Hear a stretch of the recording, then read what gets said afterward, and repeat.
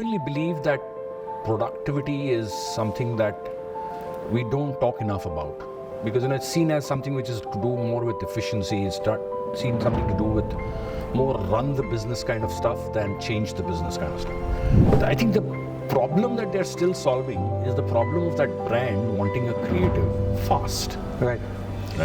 And now you can get that fast at a cheaper cost through Gen AI. But I think the government should decide what will they want. Do they want to do policy, strategy, or delivery? It's the same on healthcare, right? If you think about it.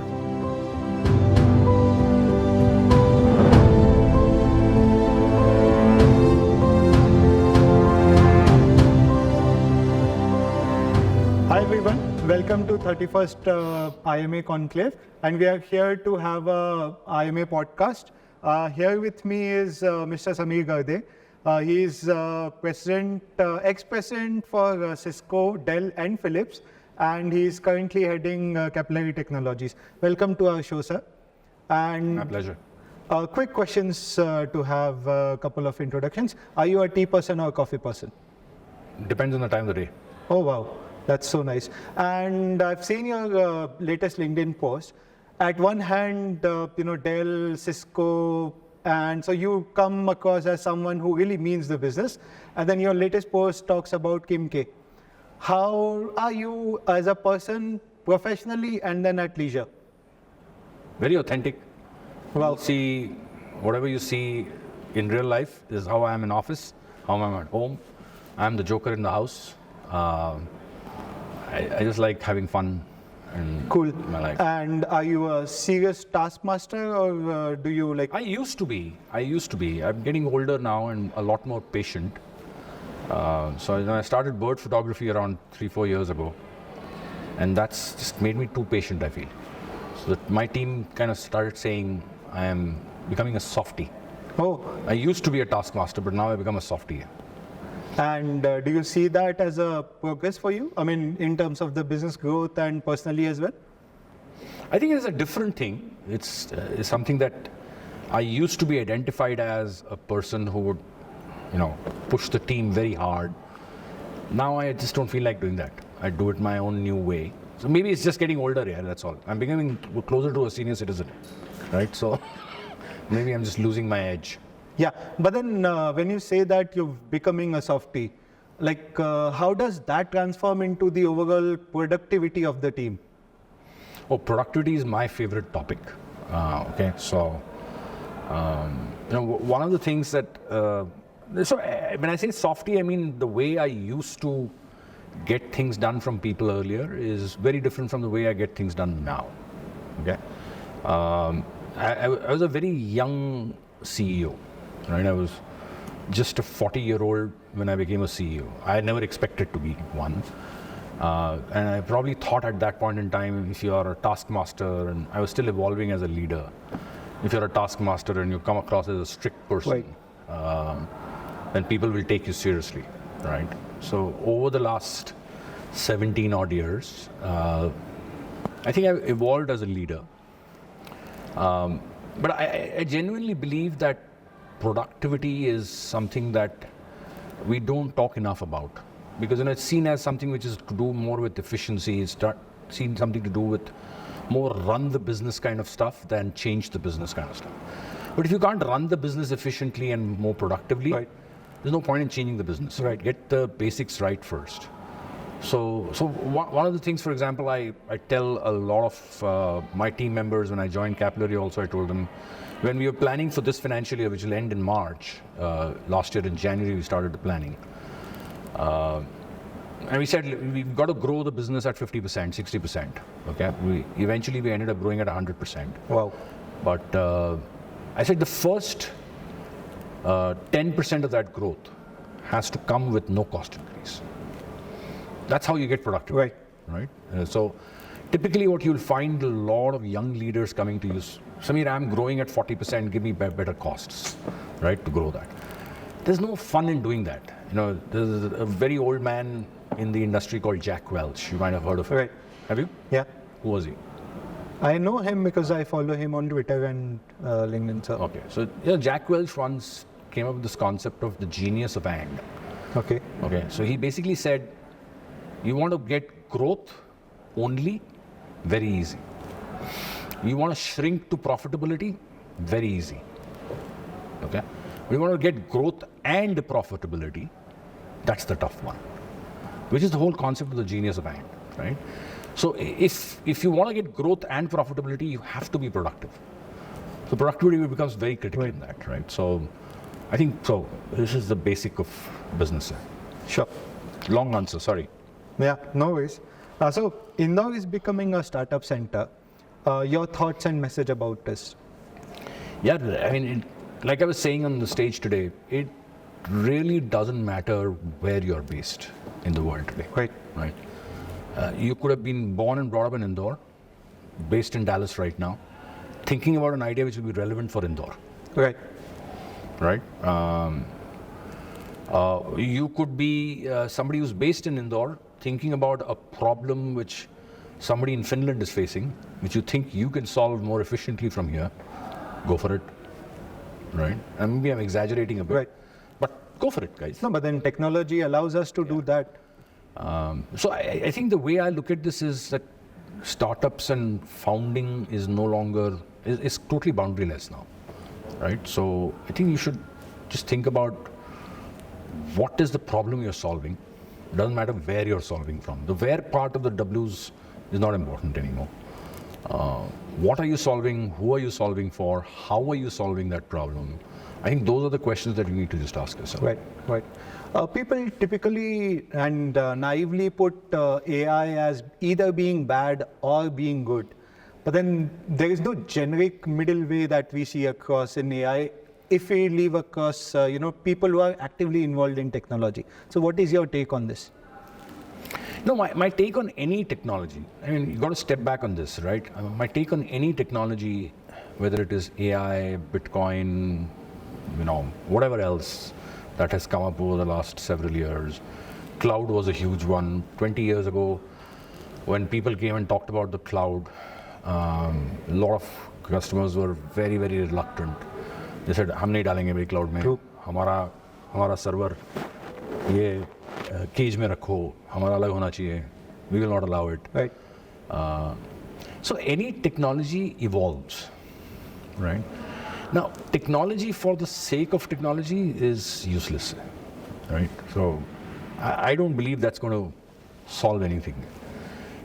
You've probably heard of Warren Buffett, one of the most successful investors and business leaders in the world, right? He made $23 billion of profit this quarter. $23 bloody billion of profit last quarter. Did he talk about AI? No. Not even one word on AI. And he has businesses which span across industries, right? Who probably use AI. So I think I've always believed that, I'll give you a small example, right? Way back in 1992, when I was a young management trainee in Nestle, I was in the marketing department. We had 3 advertising agencies which used to service us, right? McCann, Hindustan Thompson, and Mudra. These are the 3 agencies. And I was managing like 15 brands. I was servicing, basically marketing services organization. I was servicing 15 brands of Nestle, and there were agencies on one side. Every time the brand asked me for something, I went to the agency, I sent them a brief saying, "Ye creative chahiye mujhe." They came back to me with the creative and with a bill underneath it, and a 17% commission on that. क्या बनाने के लिए? एक छोटा सा drawing, some poster, some TV commercial, some print ad. हर चीज़ के लिए पैसा चार्ज करते थे. Now you fast forward 30 years from 1992 to now, 32 years. Yeah, I can do that on ChatGPT, on GenAI, right? So what will happen is some of these industries will get disrupted. Right. So if they are not seeing that disruption ahead of time, they lose jobs, right? But I think the problem that they're still solving is the problem of that brand wanting a creative fast. Right. And now you can get that fast at a cheaper cost through GenAI. So the problem hasn't changed. Correct. It's the way you're solving that problem that has changed. That makes sense? Yeah, true. And I mean, I personally believe that ChatGPT or tools like that have made an equal playing field these days for smaller companies to compete with these big giants. So, yeah, what are the challenges you face as the head of Capillary? So I think that, for any leader, I think there are three basic stakeholders that you need to focus on, right? Number one is your customer. Everything else be aside. Number one is your customer. Second is your employees. Third is your shareholders, right? So those are the three stakeholders that matter. And like today, in today's world, you talk about community, you talk about what you can do for the rest of the community. But if you start with the customer, right? I think the biggest challenge that I face or any CEO faces is how do you show return on investment for what they are investing by buying your product, Right.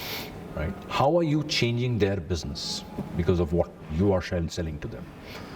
If you're able to demonstrate that year after year, month after month, week after week, you won't have a problem. But that's easier said than done, which is why you have competition which comes in and does something better. So you got to keep an eye on your customer as the center of everything and just make sure that you're solving the problem that you were tasked to solve. And the money that he's paying, is he getting a return on investment for that? Simple. That's number one. For the shareholders, also the same thing. They'll say something else, but at the end, they want returns, right? So in our case, we are a privately held company, venture capitals. So as long as the venture guys see that their returns are improving, they're happy, right? And I think for employees, I think the biggest challenge has always been growth, right? How do you show them where they can go? And that's the easier part, right? Someone like me who can speak reasonably well, I can inspire a ton of people to say, boss, tu yahan se wahan chala jayega. ठीक है, मैं लेके जाऊंगा तेरे वहाँ. But does that actually happen for that person or for that group of people? I think I was saying on the stage today that Geeta from Indore going to Geeta from NYC, right?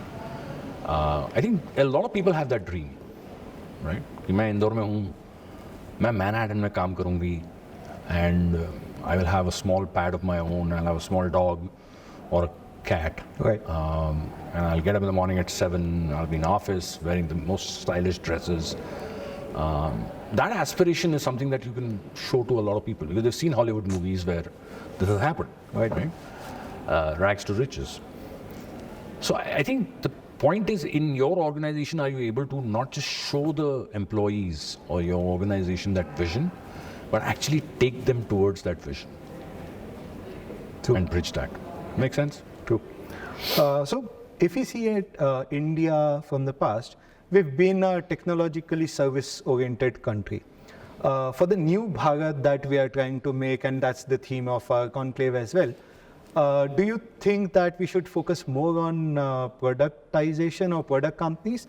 And if yes, what should be your message to new startups or new companies who would be aspiring to take India forward? Yeah, देखो, if you think about it, right, if you look at a product like UPI, right, made by a government institution, one of the most successful products in the world now, too. Okay, no other country in the world has this proliferation of digital payments. Nobody else. Now, you have to break this problem down or this question down into 3 or 4 parts, right? First thing is, what is the problem you're solving? I'm in an industry, the loyalty industry, okay? Which is basically an airline wants a loyalty program, a hotel wants a loyalty program, CPG brand wants a loyalty program. I can give you the technology to help build that loyalty program. Why do you want loyalty programs? I'm just clicking one day. Why do you want loyalty programs? Because it's easier to, or it's cheaper to retain existing customers than to go after new customers. So Marketing officer says, oh, this makes a lot of sense. Let me go and do the loyalty program. Okay. Now, there are two ways to skin this cat. Okay. One way to skin this cat is to go about this in a custom manner for each customer that I go to, which is how the US loyalty companies are doing it. It's a very service-oriented, very thin layer of technology, and everything else is people. Okay, that's how they're solving this problem of loyalty program. We're solving the same problem, but with a productized SaaS offering, which is the same for 400 customers. No customization. We do a little bit of customization, but it's one single multi-tenant platform. So you're solving the same problem, but your approach to solving that problem is a much more scalable solution. The largest company outside of one company in the US in loyalty is $200 million. I have a company out of Asia. I have a product that's a service-oriented company. I am a product-oriented company. And that company is 35, 40 years old. I'm 15 years old. I already have 400 brands. So I'll scale much faster, right? If I'm product-oriented. So you can solve the same problem with a service-oriented thing and with a product-oriented thing. Question is how you want to do it and how fast do you want to scale. बहुत ज़्यादा बोल रहा हूँ क्या? No. अच्छा. Sure. If you are made the policy maker for IT for India, what are the 3 things that you want to change? अच्छा. You know, there was a time once, have you heard of the National Skill Development Corporation? Yes. You have? Yeah. Sure. Yeah. So the National Skill Development Corporation actually asked me to become the CEO of that organization around 2 years ago. Okay. And I was very happy. They didn't ask me, okay. I interviewed for them. I was one of the finalists. Then they chose finally a government guy. They didn't choose a private guy like me. I was very excited that I was even in the fray, right? So what does the National Skill Development Corporation do? So you heard of ITIs, Indian Training Institutes? Okay. There are like 17,000 of them in India. Okay. All run by the government. You know, you want to become a beautician, you want to become a plumber, you want to become a carpenter. ये ITI में जाकर के तुम training ले सकते हो, तुमको actual tools पे training देते हैं लोग. And you can become a good plumber, a good beautician. I said, why is the government doing all this? Okay. You give me the budget. I'll get in 3 private sector experts in training who will not just train them, but they'll also absorb them. Now, on that board of National Skill Development Corporation, there was somebody from the government. There were 4 or 5 private sector guys, and there was somebody from the government. That lady didn't like it. ये ऐसे कैसे बोल रहा है, privatize कर देगा. But I think, you know, the government should decide what will they want to do. Do they want to do policy, strategy, or delivery? It's the same on healthcare, right? If you think about it. So you're asking me IT, but I'm giving you an answer in a roundabout manner. I'm saying, healthcare में तुमको policy करना है, insurance करना है, कि तुमको actual healthcare delivery with hospitals करना है. Let the hospitals be run by the private sector. Let the delivery be done by someone else. That's not your core competence. Your core competence is strategy, budget, and policy. Let the people who are really good at do that. So I think that once we resolve in a lot of industries, and it's the same thing, right? We had only nationalized banks, then we had private sector banks, then we had foreign banks. Now we are getting payment banks. So all kinds of things are happening, right? So as you open up this economy to the private sector, this becomes much better. Sure. We just will have just last 2 quick questions. What is one important learning that you have learned in your life and then you would like to share with us? Yeah, my kids keep hearing this from me all the time. See, I think hard work trumps intelligence. That's the biggest learning I've had. I'm not a very intelligent guy. People think because I went to IIT, IIM and all that, all intelligent. No, I'm not. I'm an average IQ guy who put in a tremendous amount of hard work, right? So sometimes I'm very envious of people who are very intelligent who don't need to work that hard. It's a very rare thing that you'll find a very intelligent guy who works very hard also, right? So I mean, I've always believed hard work trumps intelligence. True. Last one. How was your experience at 31st? This is very awesome, man. I'm telling you, this is like huge scale, yeah? Like I didn't expect this kind of scale. I didn't expect a convention center like this. this is massive shit.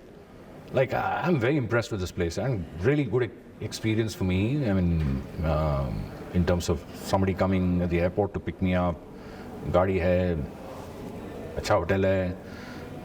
Very nice experience, I must say. And I think the IMA team has done an absolutely fantabulous job. This is really wonderful. Great. Thank you so much for your time.